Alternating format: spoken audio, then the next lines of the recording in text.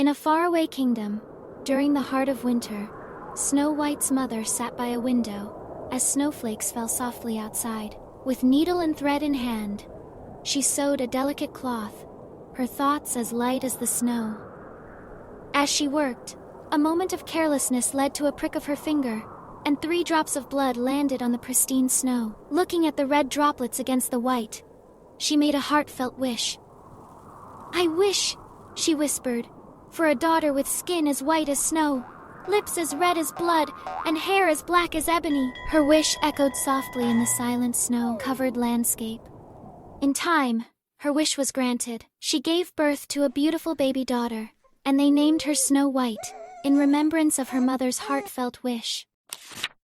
Sadly, Snow White's mother passed away soon after, leaving the kingdom in mourning and Snow White in the care of her loving father, the king. A year later, seeking companionship and a mother for Snow White, the king remarried. His new wife was beautiful, but her heart held darkness. The new queen possessed a magic mirror, a source of vanity and obsession. Each morning, she would ask it the same question, seeking reassurance. "Mirror, mirror on the wall, who is the fairest one of all?" The magic mirror would always reply, "You, my queen, are the fairest of them all," confirming her beauty and feeding her vanity. Years passed, and Snow White grew into a young woman of extraordinary beauty. Her grace and kindness touched all who knew her. Her beauty began to surpass even that of the queen, a truth the magic mirror could not ignore. One morning, the queen posed her usual question to the mirror. "Mirror, mirror on the wall, who is the fairest one of all?" But this time, the magic mirror's response sent a chill down her spine. "You, O queen, are fair. It is true, but Snow White is 1,000 times fairer than you." The queen was utterly shocked. Envy coursed through her veins, turning her heart against Snow White, whom she had once merely tolerated. From that moment on, the queen's hatred for Snow White grew with each passing day, poisoning her thoughts and fueling her wicked plans. Driven by her envy, the queen summoned a trusted huntsman, a man known for his loyalty and skill. She ordered him to take Snow White into the deepest part of the forest and kill her, ensuring she would never again threaten the queen's vanity. As proof of Snow White's demise, the queen demanded the huntsman return with her lungs and liver, a gruesome request fueled by her twisted envy. The huntsman, burdened by the queen's cruel command, led Snow White into the dark, forbidding forest, each step filled with dread.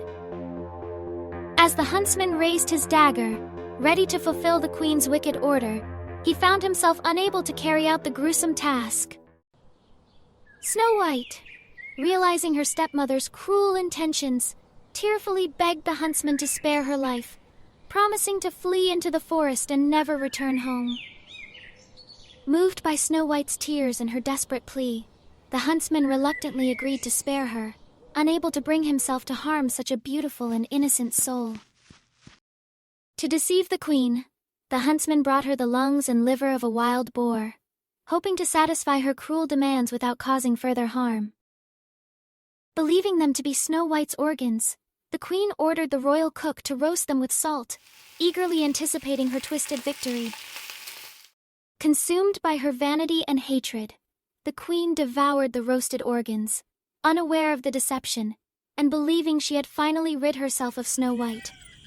Unbeknownst to her, Snow White was still alive.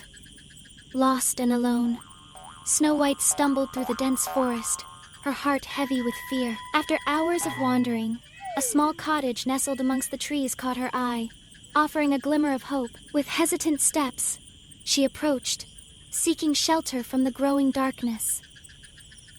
Finding the cottage empty, Snow White cautiously entered. Inside, everything was tiny, as if belonging to children. Weary and hungry, she sampled the miniature meals and beds, finally succumbing to exhaustion in the most comfortable one. As dusk turned to night, the 7 dwarfs returned, their faces etched with surprise. The sight of their disordered home led them to believe they had been robbed. Armed with tiny tools, they cautiously crept upstairs.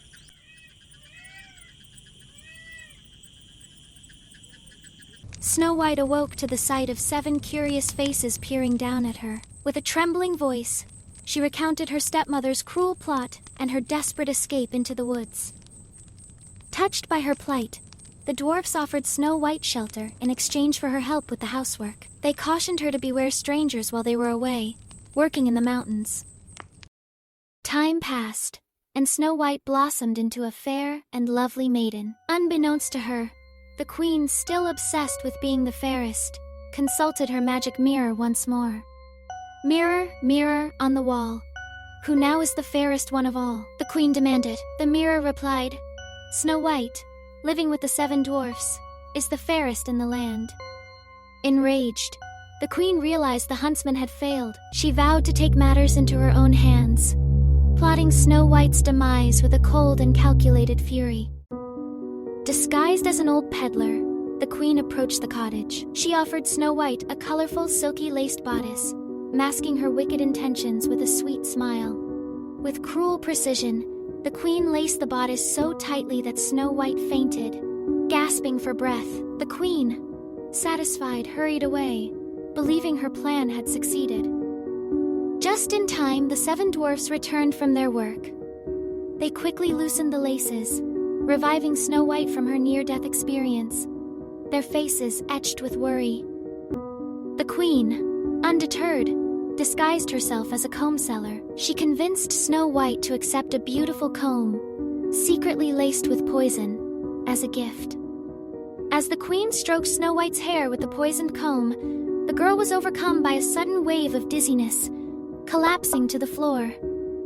Once more, the dwarfs returned to find Snow White lifeless. They quickly removed the comb, and she slowly regained consciousness, barely escaping death.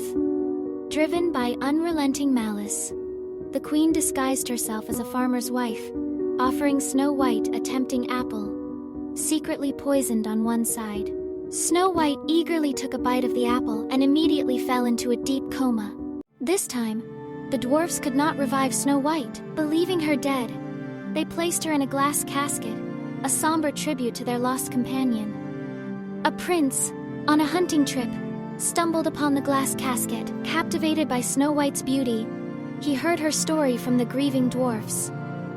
The prince, with the dwarfs' permission, decided to take Snow White to her father's castle, wanting to give her a proper resting place. As they carried the casket, a servant tripped, dislodging the poisoned apple from Snow White's throat, miraculously reviving her.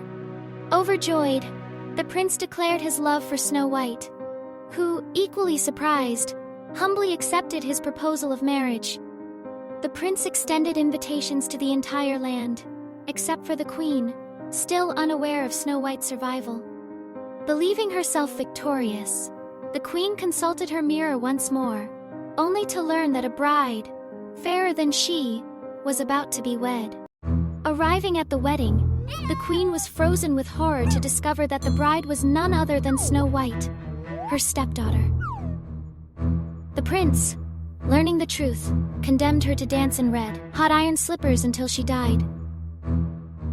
Justice served. Snow White and the prince lived happily ever after.